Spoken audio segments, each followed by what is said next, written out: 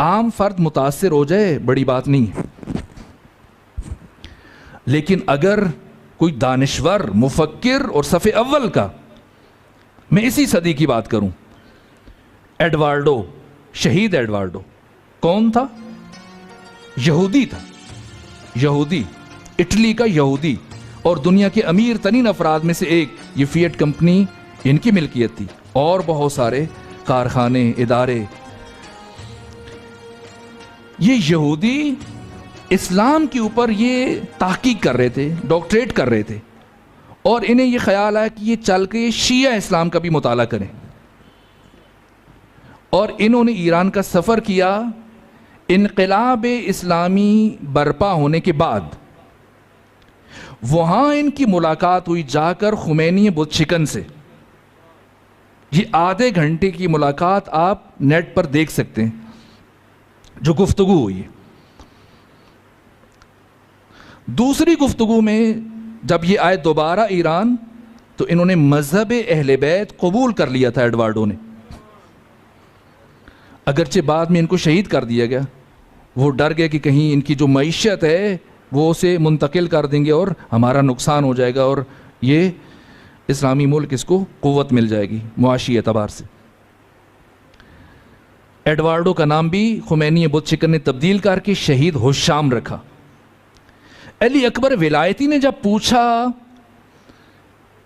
ایڈوارڈو سے کہ یہودی تو بڑے متعصب ہوتے ہیں، پھر آپ نے کس طرح سے مذہب اہل بیت کو قبول کیا؟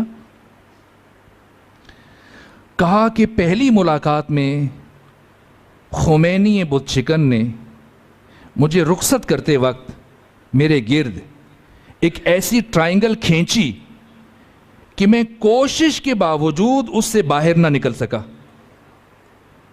کہا کیسی ٹرائنگل؟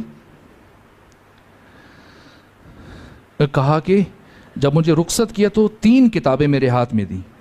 کہا ایڈوارڈو اگر سنجیدہ ہو اسلام کو پڑھنے میں تو یہ 3 کتابیں پڑھ لو، تمہیں اسلام سمجھ میں آ جائے گا۔ کون کون سی؟ قرآن، نہج البلاغہ، صحیفہ سجادیہ۔ قرآن سے متعلق کیا کہا ایڈوارڈو نے، نہج البلاغہ سے متعلق یہ آپ خود جا کے دیکھ لیجئے۔ نہج البلاغہ کے بعد صحیفہ سجادیہ سے متعلق کیا کہا؟ جب پوچھا علی اکبر ولایتی نے کہ اسے پڑھ کے آپ کو کیا لگا؟ کہا کہ ان 54 دعاؤں کا مطالعہ کرنے کے بعد مجھے یوں لگا کہ یہ انسان جس کا نام علی زین العابدین ہے، یہ اس کائنات کا سب سے بڑا ماہر نفسیات ہے۔ اتنا بڑا ماہر نفسیات کہ جب یہ اپنے رب سے ان دعاؤں میں ہم کلام ہوتا ہے تو اپنے رب کے پاس بھی انکار کا راستہ نہیں چھوڑتا، ایسے مانگتا ہے کہ اللہ بھی رد نہیں کر سکتا۔ عام فرد متاثر ہو جائے بڑی بات نہیں ہے، لیکن اگر کوئی دانشور، مفکر اور صف اول کا، میں اسی صدی کی بات کروں، ایڈوارڈو، شہید ایڈوارڈو کون تھا؟ یہودی تھا، یہودی، اٹلی کا یہودی، اور دنیا کے امیر ترین افراد میں سے ایک۔ یہ فیٹ کمپنی ان کی ملکیت تھی، اور بہت سارے کارخانے، ادارے۔ یہ یہودی اسلام کے اوپر یہ تحقیق کر رہے تھے، ڈاکٹریٹ کر رہے تھے، اور انہیں یہ خیال آیا کہ یہ چل کے شیعہ اسلام کا بھی مطالعہ کریں، اور انہوں نے ایران کا سفر کیا۔ انقلاب اسلامی برپا ہونے کے بعد وہاں ان کی ملاقات ہوئی جا کر خمینی بت شکن سے۔ یہ آدھے گھنٹے کی ملاقات آپ نیٹ پر دیکھ سکتے ہیں جو گفتگو ہوئی ہے۔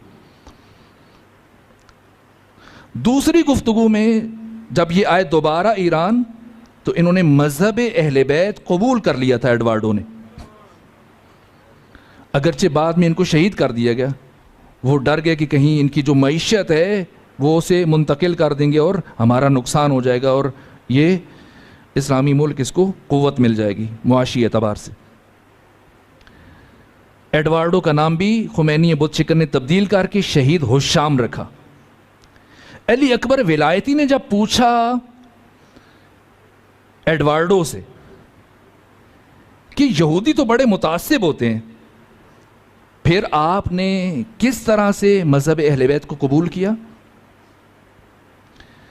کہا کہ پہلی ملاقات میں خمینی بت شکن نے مجھے رخصت کرتے وقت میرے گرد ایک ایسی ٹرائنگل کھینچی کہ میں کوشش کے باوجود اس سے باہر نہ نکل سکا۔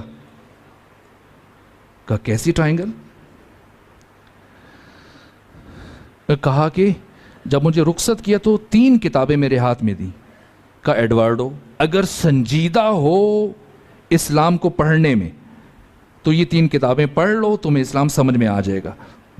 کون کون سی؟ قرآن، نہج البلاغہ، صحیفہ سجادیہ۔ قرآن سے متعلق کیا کہا ایڈوارڈو نے، نہج البلاغہ سے متعلق یہ آپ خود جا کے دیکھ لیجئے۔ نہج البلاغہ کے بعد صحیفہ سجادیہ سے متعلق کیا کہا؟ جب پوچھا علی اکبر ولایتی نے کہ اسے پڑھ کے آپ کو کیا لگا؟ کہا کہ ان 54 دعاؤں کا مطالعہ کرنے کے بعد مجھے یوں لگا کہ یہ انسان جس کا نام علی زین العابدین ہے، یہ اس کائنات کا سب سے بڑا ماہر نفسیات ہے۔ اتنا بڑا ماہر نفسیات کہ جب یہ اپنے رب سے ان دعاؤں میں ہم کلام ہوتا ہے تو اپنے رب کے پاس بھی انکار کا راستہ نہیں چھوڑتا، ایسے مانگتا ہے کہ اللہ بھی رد نہیں کر سکتا۔